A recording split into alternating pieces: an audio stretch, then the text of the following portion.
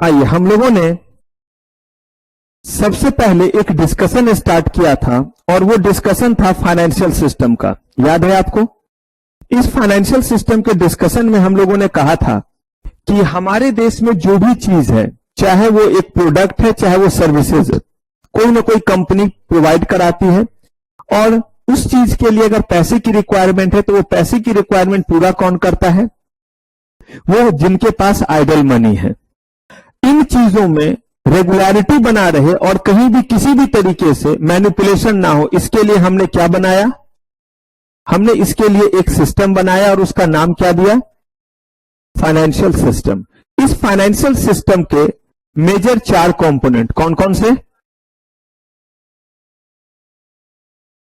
Participant, जिसमें हम लोगों ने फाइनेंशियल मार्केट के बारे में पढ़ लिया, हम लोगों ने प्रोडक्ट के बारे में पढ़ा जिसमें हमने कैपिटल मार्केट इंस्ट्रूमेंट पढ़ा। अब बात यह आई कि जिन लोगों के पास पैसे हैं वो पैसे कैसे कंपनी तक पहुंचाए और कैसे जो है वो कंपनी अपने उन इंस्ट्रूमेंट को उन लोगों तक पहुंचाए जिन्होंने कंपनी में क्या किया है? इन्वेस्टमेंट किया है। तो कहा इसके लिए हमें जरूरत पड़ी किसकी? अपने तीसरे कंपोनेंट की। और इस तीसरे कंपोनेंट का जो है वो नाम क्या है? इंटरमीडियरीज।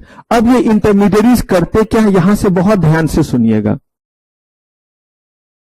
ये इंटरमीडियरीज करते क्या है? बहुत ध्यान से सुनिएगा।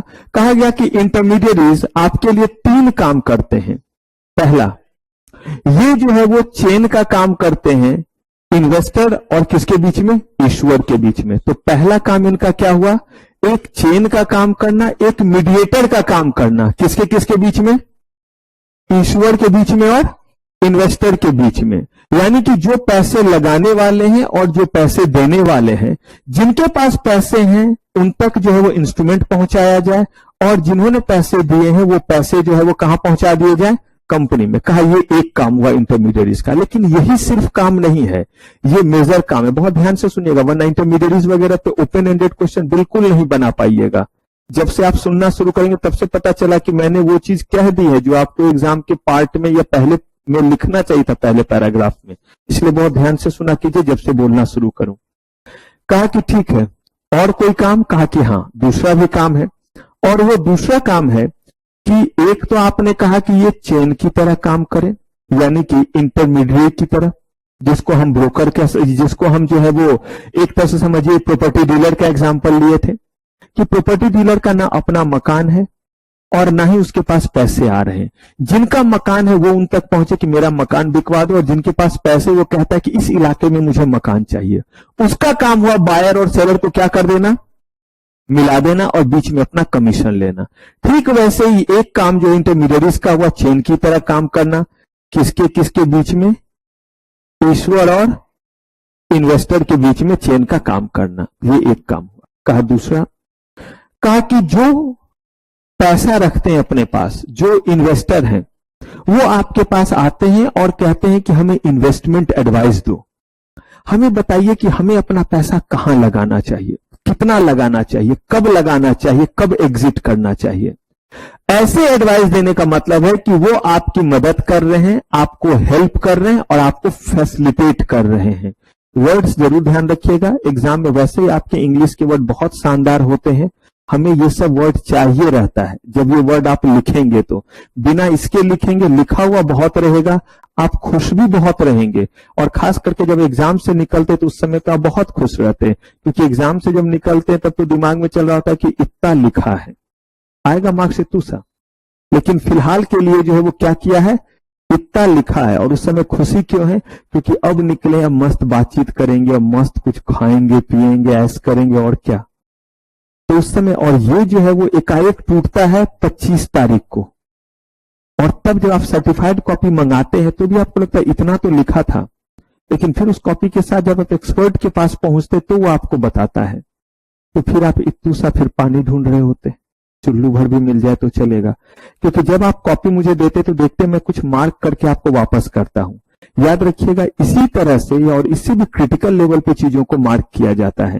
तो यहां पे वर्ड वगैरह ध्यान रखिएगा, वरना 3 काम जो इनके होंगे, एक तो आपने बोल दिया चेन की तरह काम करना, इन्वेस्टर और किसके बीच में, लेकिन अगला चीज मैंने बोला फैसिलिटेट करना। हेल्प करना, एडवाइज करना।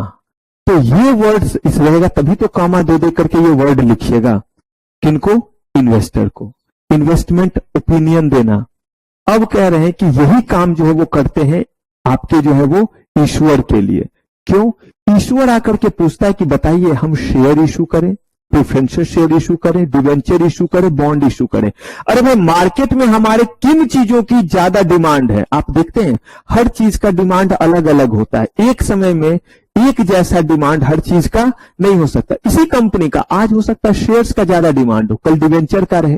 तो आकर के वो आपसे ओपिनियन लेते हैं और आप मार्केट को सर्वे करते हैं और बताते हैं कि आप इस समय इक्विटी निकालिए या इस समय आप जो है वो preferential share with detachable warrant निकाल दीजिए। तो इसका मतलब एक तरफ जहां ये इन्वेस्टर की मदद कर रहे हैं कि आपको पैसा किस कंपनी में, किस इंस्ट्रूमेंट में कितना और कब लगाना चाहिए, ये सब आपके नीड के अकॉर्डिंग है। हो सकता है आपको जो सलाह दे वही सलाह इनको नहीं देंगे।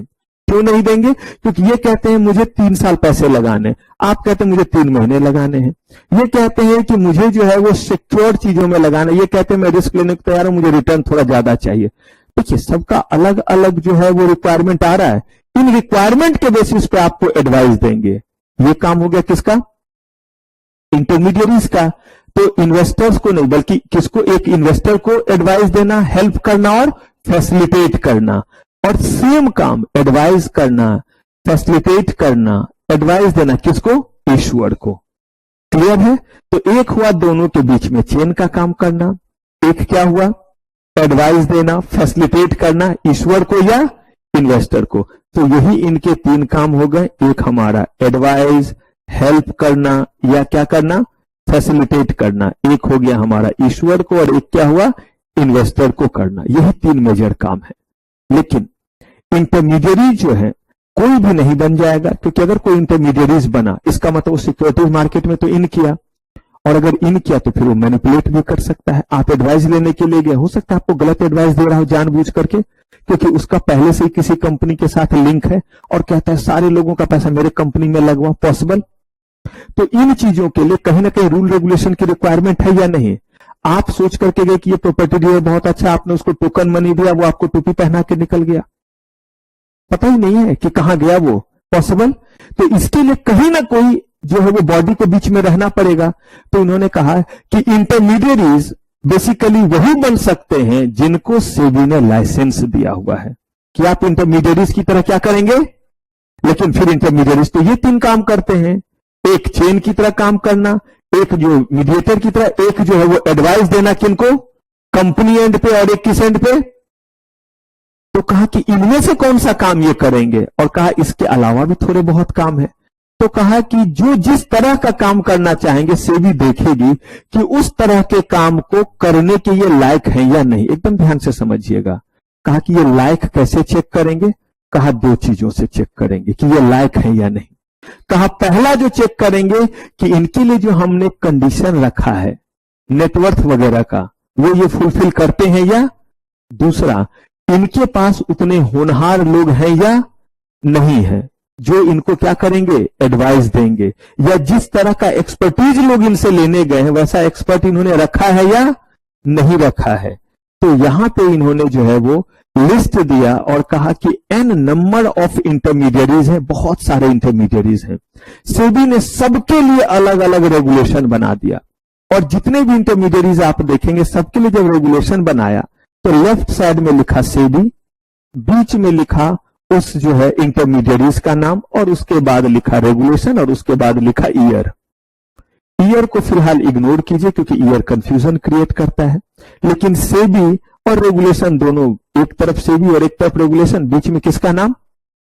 इंटरमीडियरीज। तो अब देखिए, जब इंटरमीडियरीज के ये 3 मेजर मैंने काम बोले, तो हो सकता है कुछ ऐसे इंटरमीडियरीज होंगे जो मल्टीपल काम करते होंगे, कुछ इंटरमीडियरीज होंगे जो एक काम करते होंगे, पॉसिबल सिर्फ मीडिएटर का काम करते होंगे, कुछ होंगे जो सिर्फ और सिर्फ इन्वेस्टर को एडवाइस देते होंगे, कुछ होंगे जो ईश्वर को एडवाइस देते होंगे। कहा ठीक है, अपने काम के बेसिस पे, एलिजिबिलिटी क्राइटेरिया के बेसिस पे, नेटवर्थ के बेसिस पे, ये जो काम करना चाहते उसके लिए हमसे क्या लेंगे? लाइसेंस लेंगे। और जब ये लाइसेंस लेंगे तो इनको वो सारे कंप्लायंसेस भी करने पड़ेंगे जो कंप्लायंस एक नॉर्मल कंपनी अपने गोइंग कंसर्न में अपने बिजनेस के लिए करता है।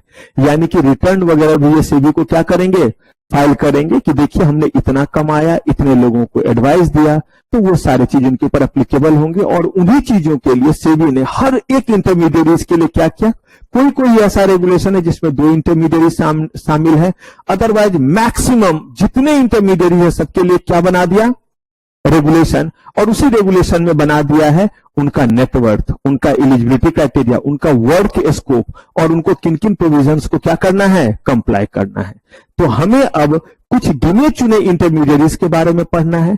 और ये इंटरमीडिएरी जब आप अभी पढ़ रहे होंगे तो शायद थोड़ा सा चीज आपको लगे कि याद रखना पड़ रहा है, लेकिन over the period of time आपको ये खुद ब खुद याद हो जाएगा। रीजन ये है कि अभी तो पार्टी शुरू हुई है, अभी तो सब्जेक्ट आपका शुरू हुआ है। जैसे जैसे आगे बढ़ेंगे इन इंटरमीडिएरीज का एन नंबर ऑफ वर्क आपके सामने आएगा। और लास्ट में जब आप ये लिखना चाहेंगे कि मर्चेंट बैंकर के कौन कौन से काम है, तो आज जो आप पढ़ रहे हैं उसमें से रटने की जरूरत नहीं रहेगी। इतने सारे काम हम लोग जो है जब तक कोर्स खत्म करेंगे देख चुके होंगे कि बड़े आराम से हम उनके बारे में क्या कर सकते हैं, लिख सकते हैं। लेकिन अगर अभी हम नहीं पढ़ेंगे इंटरमीडिएरीज के बारे में तो ये जो अलग अलग जगह पे धमक जाएगा तो फिर वही होगा, कौन कौन कौन कौन, उन्हीं सीरियल में होता है। तो इसीलिए जो है वो किसी को देख करके एकाएक नहीं लगे कि ये कौन सा इंटरमीडिएट, इसलिए हम लोग उनके बारे में क्या कर रहे हैं, थोड़ा सा जिक्र कर रहे हैं। और बाकी उसके बारे में डिटेल रटने की जरूरत नहीं पड़ी, क्योंकि वो इतने बार यूज होंगे पूरे कोर्स के दौरान कि 3 मार्क्स और 5 मार्क्स से लायक तो आप कभी भी उसके बारे में लिख सकते हैं। क्लियर है क्या पढ़ने जा रहे हैं? तो हम बहुत सारे इंटरमीडिएरीज में से कुछ इंटरमीडिएरीज पढ़ने जा रहे हैं जो हमारे कोर्स में है। और ये इंटरमीडिएरीज इन 3 में से काम को अंजाम दे रहे होंगे, या तो चेन की तरह काम करेंगे या फिर एडवाइस करेंगे किसको, इन्वेस्टर्स को या इशूअर को। क्लियर है? चलिए, तो अब हमें जो लिस्ट ऑफ इंटरमीडिएरीज पढ़ना है वो ये सारे लिस्ट ऑफ इंटरमीडिएरीज हमें पढ़ना है, जिनका नाम है merchant banker, registrar and share transfer agent, underwriter, bankers to an issue, debenture trustee, stock broker and sub broker, portfolio manager, custodians of securities, investment advisor, research analyst, credit rating agency and depository participant। जिसमें से ये आपका अलग से जो है वो बाद में जाकर के क्या बन जाएगा, चैप्टर ही, तो इसके लिए ज्यादा परेशान नहीं होना पर, लेकिन है ये भी इंटरमीडिएरीज, इसलिए यहाँ के लिस्ट में क्या किया हुआ है, दिया हुआ है। अब एक एक करके हम इसके बारे में क्या करते हैं, जानना शुरू करते हैं। तो पहला हमला हम लोग कर रहे हैं किस पे, मर्चेंट बैंकर पे। और जरा देखिए कैसे रेगुलेशन को बनाया, आप देख रहे हैं, सेबी मर्चेंट बैंकर रेगुलेशन। यानी जो भी चीज हम मर्चेंट बैंकर के बारे में पढ़ेंगे वो ना पंचतंत्र की कहानी में दिया हुआ है और ना ही जो है वो कहीं जो है वो नंदन चंपक या नन्हे सम्राट में दिया हुआ है। ये जो भी चीज है, बचपन में पढ़े थे आप लोग? अच्छा, आप लोग नहीं पढ़ते होंगे, पढ़े थे, क्योंकि ज्यादातर अब तो ये सब आ गया है ना, क्या बोलते हैं, डोरेमोन और ये सब तो कम हो गया है। नहीं तो पहले बड़ा क्रेज रहता था हम लोग को, तो इस तरह का टीवी नहीं, लेकिन बड़ा मजा आता था। चंपक, चंपक छोटी वाली बुक होती थी, नन्हे सम्राट थोड़ा बड़ा होता था। कॉमिक्स पढ़ने में बड़ा मजा आता था, बांकीलाल का, राम रहीम का, ध्रुव का, नागराज का, फैंटम का, डोडो का, चाचा चौधरी का, राका, साबू। आइए अब जरा देखिए यहां पे, तो कह रहे हैं कि मर्चेंट बैंकर बेसिकली क्या है ये जरा समझते हैं। किसी भी पब्लिक इशू में मर्चेंट बैंकर बहुत इंपॉर्टेंट जो है वो कहिए किरदार है, और मर्चेंट बैंकर बहुत इंपॉर्टेंट इंटरमीडिएरीज आपका है। मर्चेंट बैंकर करता क्या क्या है, कहा कि कोई भी पर्सन जो इनमें से किसी काम को कर रहा है, making arrangement regarding selling, buying, subscribing to securities, मदद करे, वो क्या कहलाया, merchant banker. Acting as manager, consultant और एडवाइजर इशू के लिए। Rendering corporate advisory services in relation to what, issue management. Issue management का मतलब पब्लिक इशू। कोई भी कंपनी को जब पैसे की रिक्वायरमेंट होगी और कंपनी चाहेगी फंड रेज करना, तो उस केस में कहा गया कि मर्चेंट बैंकर के बिना आप फंड रेज नहीं कर पाएंगे and appointment of merchant banker compulsory हो जाता है। कहा ऐसा इसीलिए, एकदम ध्यान से सुनिएगा और ध्यान से समझिएगा चीजों को। कहा कि कुछ ऐसे सिचुएशन है जिस सिचुएशन में मर्चेंट बैंकर का अपॉइंटमेंट बिल्कुल कंपलसरी है, और अगर इनमें से कोई भी सांस्कृतिक कार्यक्रम आप कर रहे हैं तो आपको मर्चेंट बैंकर को अपॉइंट इसके अलावा और किसी काम में आप करें, दैट इज योर चॉइस, लेकिन इन कामों में आपको मर्चेंट बैंकर को अपॉइंट करना पड़ेगा। याद कीजिए, आपको मैंने बताया था कि अगर आप एडवोकेट को अपॉइंट नहीं कर सकते तो कोर्ट आपको प्रोवाइड करती है, लेकिन बिना उसके केस फाइल क्यों नहीं कर सकते हैं? क्योंकि आपको जो है उनका रूल रेगुलेशन जो है वो पता नहीं है कि कैसे केस को क्या किया जाता है, फाइल किया जाता है, कैसे चीजों को जो है वो प्रोसीड किया जाता है। तो ये आपको चूंकि नहीं है पता, इसीलिए जो है आपको उनके जरिए ही आना पड़ेगा, वरना कोई दौड़ता हुआ आएगा, बोलेगा मिलॉर्ड रुकिए रुकिए रुकिए, अभी एक बात सुनाता हूँ, रुकिए रुकिए, एक बात बताता हूँ। मैं जब वहां से आ रहा था ना, तो मैंने क्या सुना था कि वो दोनों बात कर रहे थे, अरे देखना वो तो उसे पक्का मारेगा। कहा कि ऐसे ड्रामा करेंगे, कहा कि ऑब्वियसली जिसको नहीं पता है वो तो ऐसे ही करेगा ना। तो कहा कि इसलिए एडवोकेट तय करेगा कि किस तरह से अपने जो है वो क्लाइंट के जो भी चीजें विटनेस वगैरह उसको पेश करेगा। ठीक वैसे ही मर्चेंट बैंकर को सारे मैनर, एटिकेट्स और सारे रूल रेगुलेशन पता है सिक्योरिटीज मार्केट के, पब्लिक इशू को लेकर के। तो उन्होंने एक लिस्ट दिया और कहा इन सिचुएशन में बिना मर्चेंट बैंकर के आप नहीं आ सकते, जिसमें पहला है मैनेजिंग ऑफ व्हाट, जिसको हम प्राइमरी मार्केट के, जो अभी आपने नहीं पढ़ा है, बहुत डिटेल में आपको पढ़ाऊंगा, वहां देखिएगा कि मर्चेंट बैंकर और क्या क्या काम करते हैं। यही जो है वो ऑफर डॉक्यूमेंट को ड्राफ्ट करने में मदद करेंगे। यही आपको बताएंगे कि किस किस जगह पे हम जो है वो एएसबीए मैकेनिज्म को अडॉप्ट कर सकते हैं। थोड़ी देर के लिए इग्नोर कीजिए एएसबीए मैकेनिज्म, यानी कि वो कौन कौन से जो है बैंक हैं जिनके जरिए हमें जुड़ करके रहना चाहिए, ताकि लोग जो इन बैंक की मदद से हमारे शेयर्स को क्या कर सके, ले सके। कहां हमें अपना इसको अकाउंट ओपन करना चाहिए, और कौन कौन से इंटरमीडियरीज हैं जैसे अंडरराइटर हैं, इन लोगों के साथ कैसे एग्रीमेंट करना चाहिए, और जितने भी इंटरमीडियरीज हैं उनको किस समय और कैसे अपॉइंट करना चाहिए। कहा ठीक है, ये हो गया public issue. Underwriting connected with the aforesaid public issue management, अगर आप कोई भी ऐसा जो है वो पब्लिक इशू ला रहे जिसमें अंडरराइटिंग एग्रीमेंट शामिल है। अंडरराइटिंग एग्रीमेंट शामिल होने का मतलब होता है कि आपने जो है वो पब्लिक इशू निकाला, क्योंकि आपको पैसे चाहिए, मान लीजिए 10 करोड़, कितने चाहिए, 10 करोड़ कंपनी को चाहिए। कंपनी ने 1 करोड़ जो है वो इक्विटी शेयर इशू किया, लेकिन ये 1 करोड़ इक्विटी शेयर जब बिकेगा, जब लोग लेंगे, सब्सक्राइब करेंगे, तभी तो 10 करोड़ आएगा। तो ऐसे केस में आपने इंतजाम कर लिया है कि अगर जो है वो कोई नहीं लेगा तो कोई पर्सन कमिटमेंट देता है कि मैं ले लूंगा। करेंगे बात, जब अंडरराइटर के बारे में बात करेंगे थोड़ा सा ही। कहा कि ऐसा अगर कोई भी एग्रीमेंट है तो उस एग्रीमेंट के केस में भी मर्चेंट बैंकर का होना जरूरी है।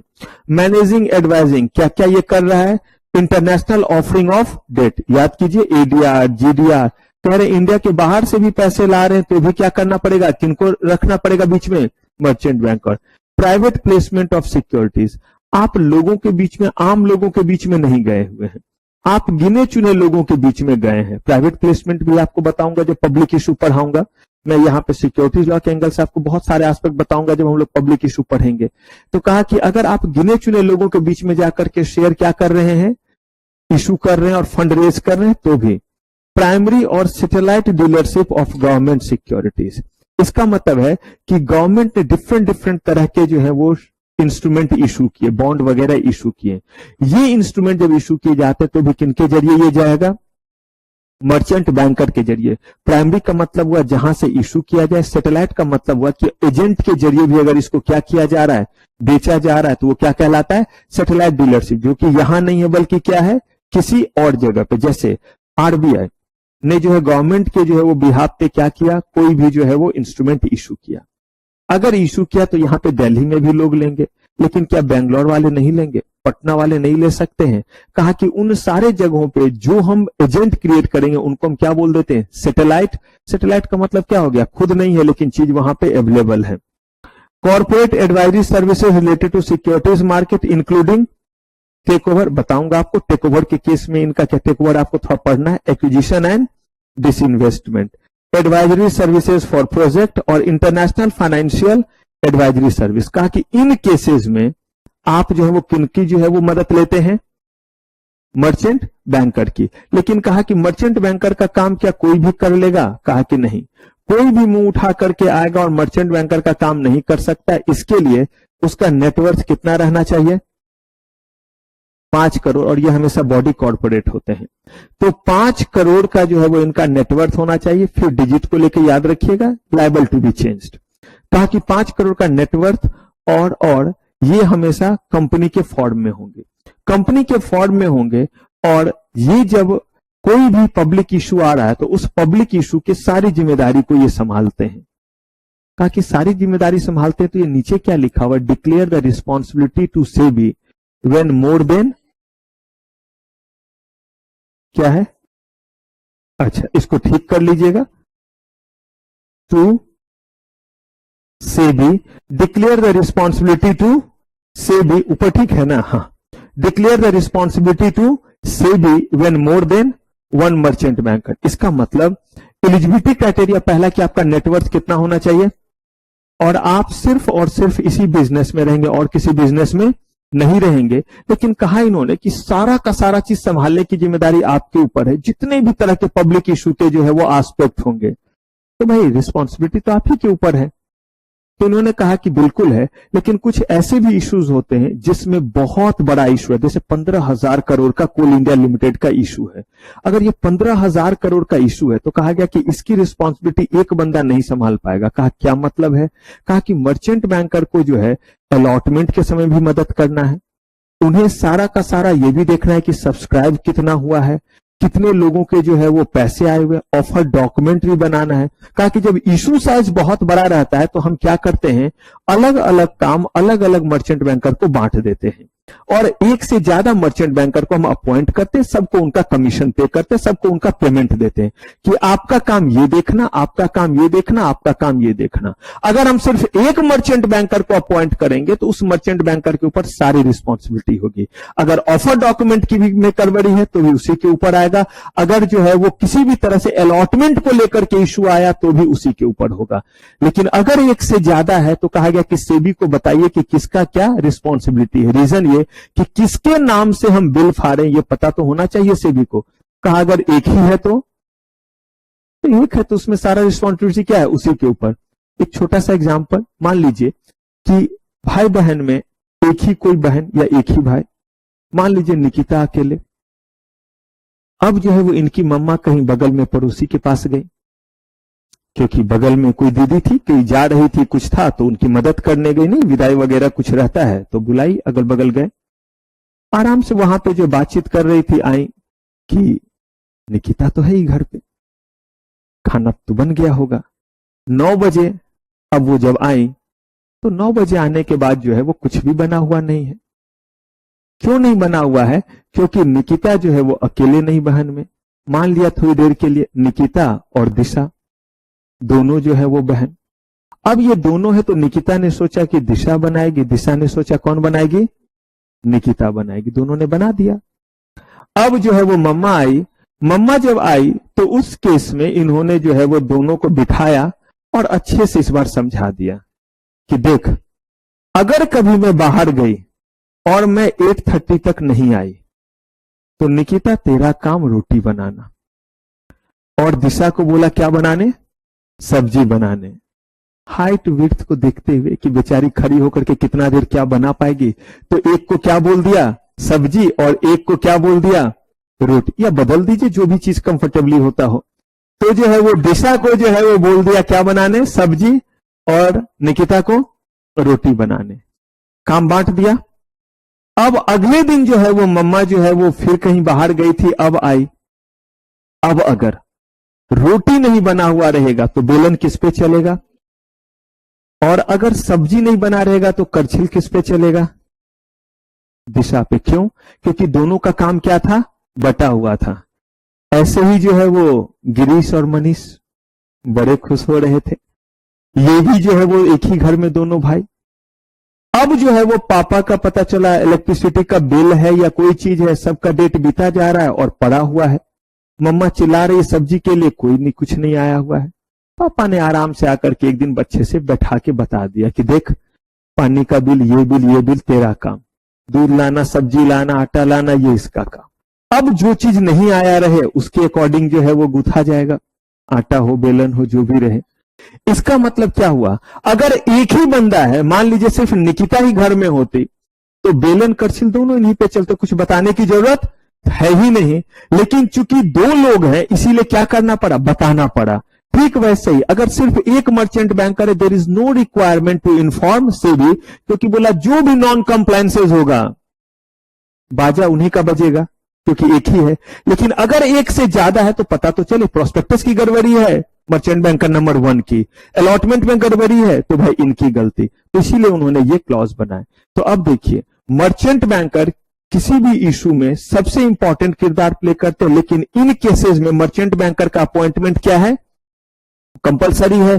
कोई भी मर्चेंट बैंकर की तरह अगर काम करना चाहते हैं, उसका नेटवर्थ कितना होना चाहिए, और तभी उसको जो है वो सेबी मर्चेंट बैंकर रेगुलेशन के अकॉर्डिंग अपने आप को क्या करना पड़ेगा, लाइसेंस लेना पड़ेगा। और अगर उसने लाइसेंस लिया तो वो काम कर सकते हैं किस इंटरमीडिएरीज के कैपेसिटी में, सिर्फ मर्चेंट बैंकर। अगर एक से ज्यादा कैपेसिटी में काम करना है तो चेक करना पड़ेगा कि उस रेगुलेशन के अकॉर्डिंग भी जिसके तहत वो काम करना चाहते हैं, क्या उसके भी क्राइटेरिया को ये क्या करते हैं, फुलफिल।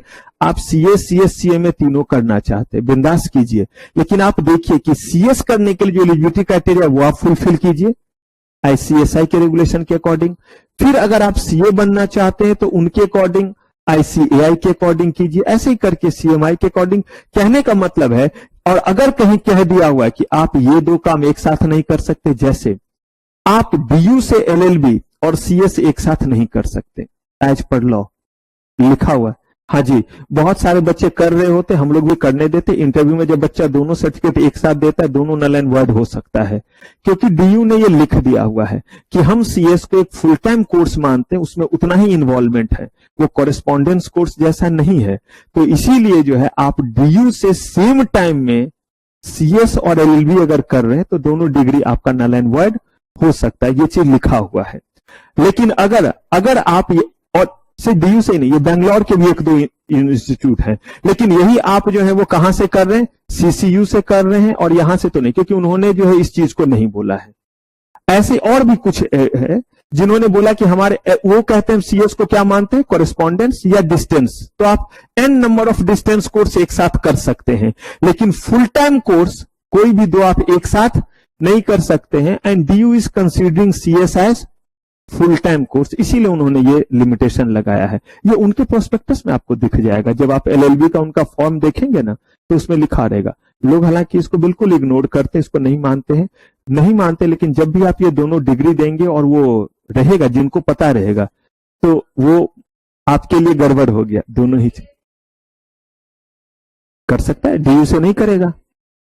हाँ लिखा हुआ है, 2-3 सिंपल सी बात है, 2-3 यूनिवर्सिटी ने ही सिर्फ जो है बोला है कि क्योंकि वो बहुत कीन है अपने कोर्सेज को लेकर के, वो कहते हैं कि बच्चा तब क्या पढ़ पाएगा, ये भी फुल टाइम का कर रहा है, वो भी कर पाएगा, नहीं कर पाएगा।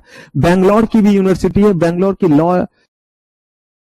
बैंगलोर लॉ यूनिवर्सिटी ही शायद नाम है, तो एनएलयू नहीं, एनएलयू ने तो लॉ किया, नेशनल लॉ यूनिवर्सिटी, तो ऐसे ही कुछ है। तो अब कहा गया कि बशर्ते 2 इंटरमीडिएरीज वैसा जिनको सेबी ने मना किया है कि आप ये और ये एक साथ नहीं बन सकते, वो नहीं बनेंगे। अदरवाइज जिस भी इंटरमीडिएरीज के कैपेसिटी में आप काम करना चाहते हैं उसका एलिजिबिलिटी क्राइटेरिया फुलफिल कीजिए और लाइसेंस लीजिए और उस काम को आप कर सकते हैं। तो ये है आपका किसके बारे में, मर्चेंट बैंकर। और घबराइएगा नहीं, मर्चेंट बैंकर इतना अभी आप बस थोड़ा सा सुने हैं, जब हम लोग आगे पढ़ने लगेंगे ना, मर्चेंट बैंकर ने ऑफर डॉक्यूमेंट सबमिट किया, मर्चेंट बैंकर ने इसको अकाउंट ओपन किया, मर्चेंट बैंकर स्टेबलाइजिंग एजेंट बनी, इतने सारे चीज हो जाएंगे कि तब लगेगा सर उस दिन जो क्लास किया था ना उसका यूज नहीं है। लेकिन अगर ये नहीं बताऊंगा तो उस समय जब मर्चेंट बैंकर एकाएक बोलूंगा तो आपको बिल्कुल गैप सा लगेगा। तो चलिए अभी आप फिलहाल मर्चेंट बैंकर को खत्म कीजिए, फिर आगे बात करते हैं। डन सबका? देखिए हमारे पास बहुत सारे इंटरमीडिएरीज, जिनमें से हमने किसको पढ़ा अभी, मर्चेंट बैंकर को। अब देखिए हम लोग अब जिस पे आ रहे हैं वो है registrar and share transfer agent. ध्यान से सुनिएगा ये करते क्या है। इनका नाम आरटीए शॉर्ट में लिखते हैं। 2 पार्ट में इनका काम बचा है, एक जो है वो रजिस्ट्रार टू इशू का और दूसरा है शेयर ट्रांसफर एजेंट का। जब हम बात करते हैं इनके रजिस्ट्रार टू इशू का, तो रजिस्ट्रार टू इशू का क्या सेंस हुआ, कंपनी जब भी कोई ऑफर लेकर के आती है, मैं आपको दिखलाऊंगा भी वो ऑफर डॉक्यूमेंट और बाकी सारा चीज का कटिंग भी, तो जब वो लेकर के आते हैं तो उसमें एक फॉर्म जैसा होता है, जिस फॉर्म को आप फिल करते हैं उसके साथ आप जो है वो अटैच करते हैं जो भी डिमांड ड्राफ्ट या जो भी आपका चेक रहता है। वो आपने दे दिया और देने के बाद ये चला जाता है जो भी अलग अलग कलेक्शन सेंटर है। वहां से जाने के बाद आपके ये सारे के सारे चीज जो है वो कहीं ना कहीं डेटाबेस में रखे जाएंगे। डेटाबेस में इसलिए रखा जाएगा क्योंकि किस चीज को कौन परचेज कर रहा है और कल के डेट में अगर वो बेचेगा तो इसका पता कैसे चलेगा। तो इसके लिए इन्होंने क्या किया है, एक सिस्टम बनाया है और उस सिस्टम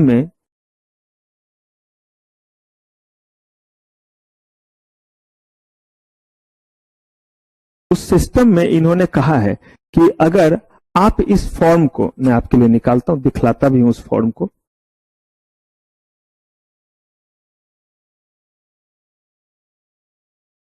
देखिए इस तरह से एप्लीकेशन फॉर्म रहा।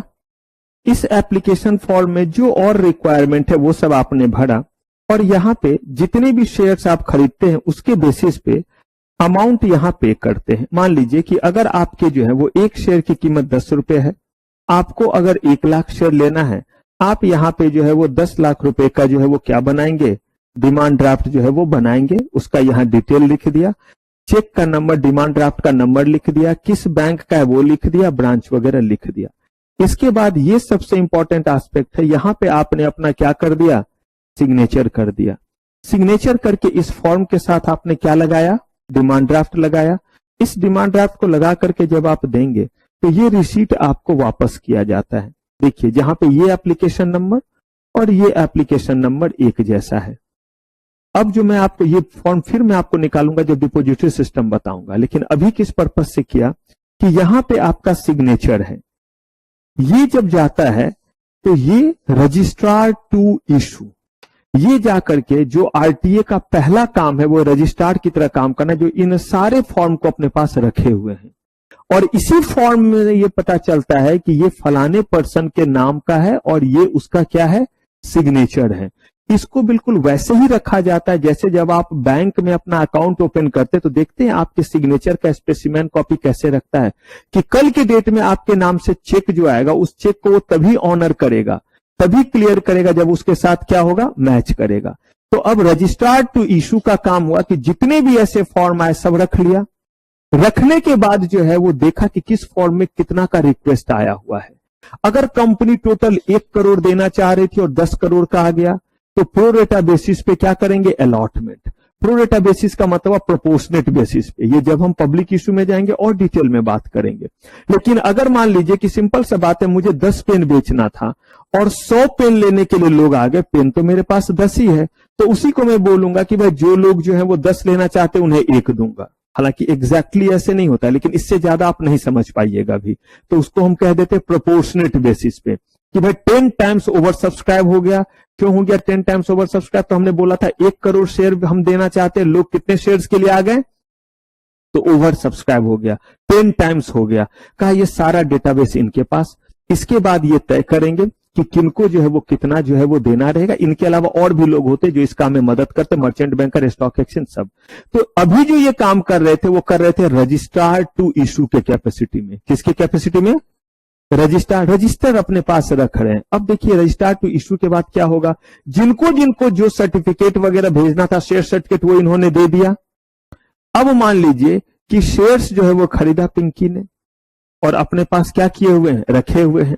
इन्होंने शेयर्स खरीदा, अब इनको जो है ये शेयर बेचना है। अगर ये शेयर्स बेचना चाहते हैं हर्षिता को, अगर उनको बेचना चाहे तो उन्होंने क्या कर लिया, पैसा लिया। उर्फ बाबा जी कह रहे हैं कि उन्होंने जो है वो पैसे क्या कर लिए, ले लिए। पैसे लेने के बाद शेयर सर्टिफिकेट में पिंकी का नाम है या हर्षिता का नाम, पिंकी का नाम।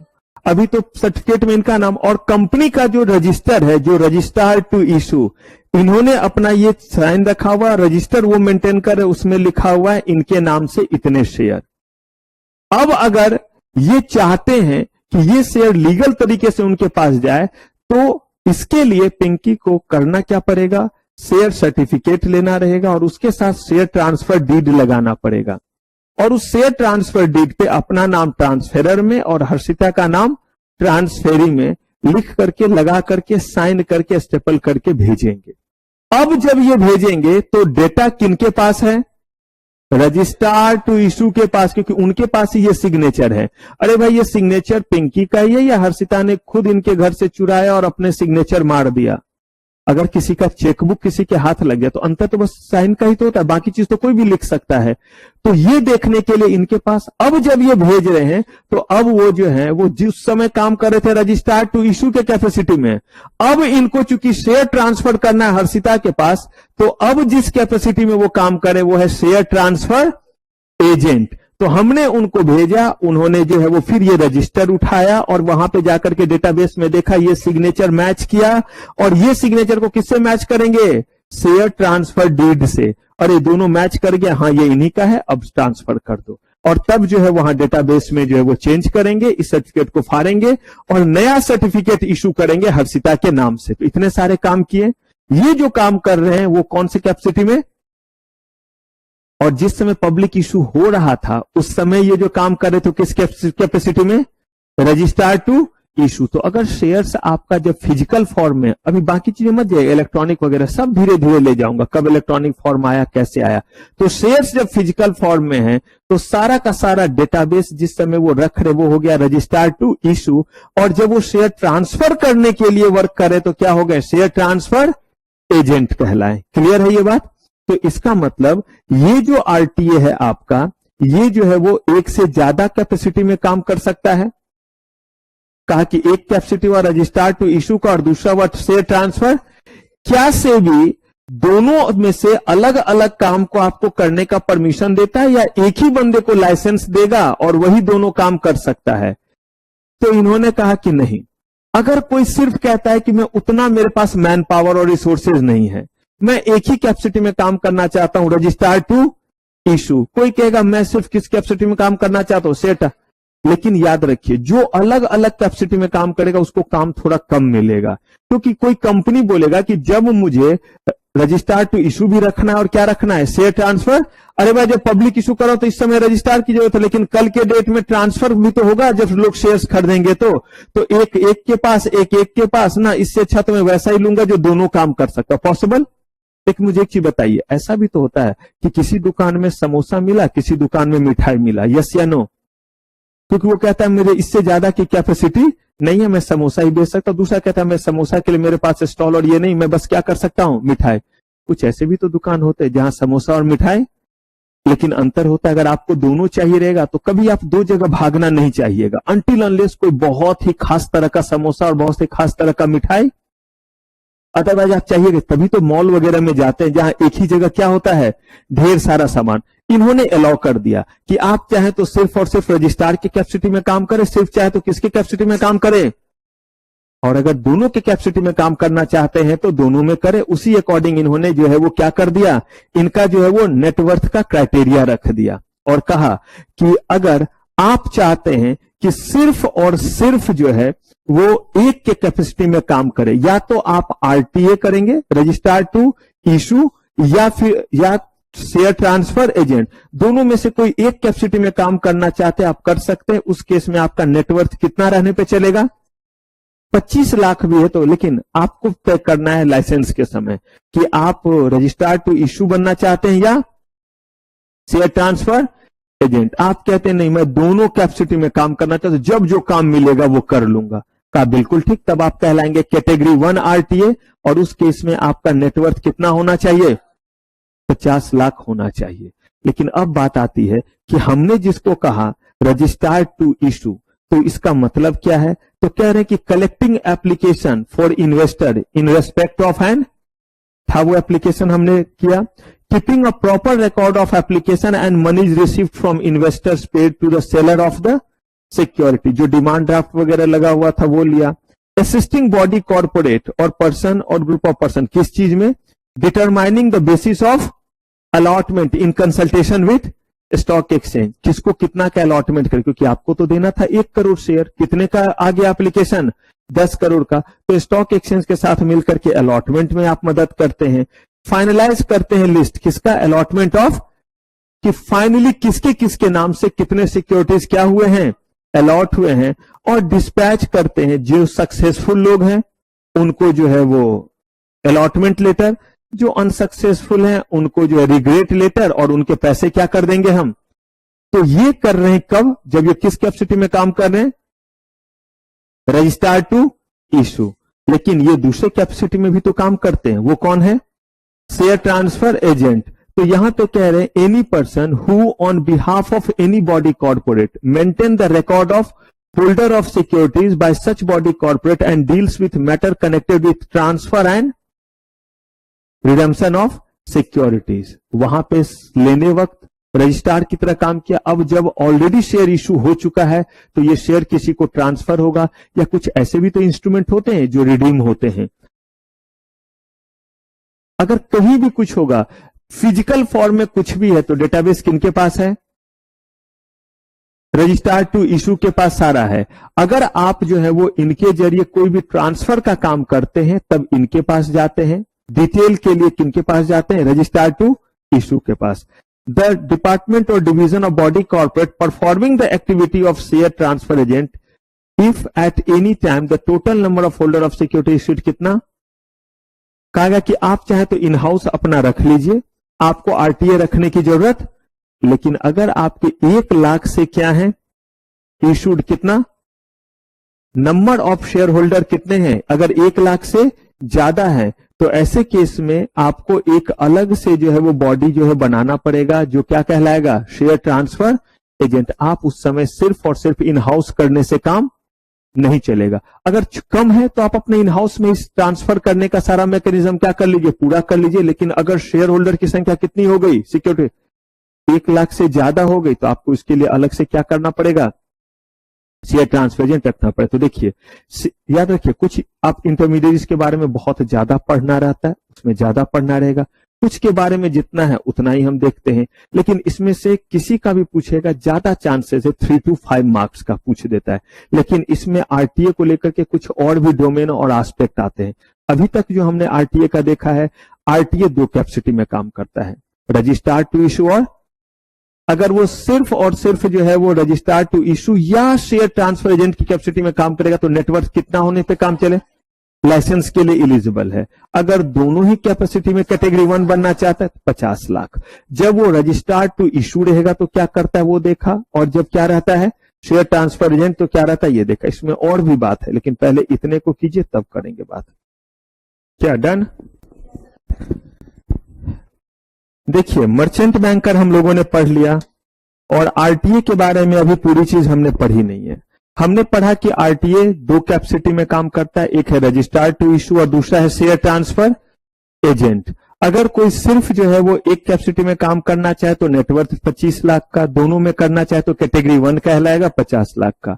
जब वो रजिस्ट्रार की कैपेसिटी में काम करेगा तो क्या किया है देख लिया, शेयर ट्रांसफर एजेंट की कैपेसिटी में करेगा तो क्या करेगा देख लिया है। लेकिन आरटीए के 3 अलग अलग स्टेजेज में अलग अलग काम है। जैसे पब्लिक इशू से पहले की तैयारी में वो क्या क्या करेगा, जैसे अगर घर में शादी है तो शादी तो एक ओकेजन, लेकिन शादी से पहले भी कुछ तैयारियां होती है, शादी के दिन भी कुछ चीज है, और शादी के बाद भी विदाई और बाकी के काम।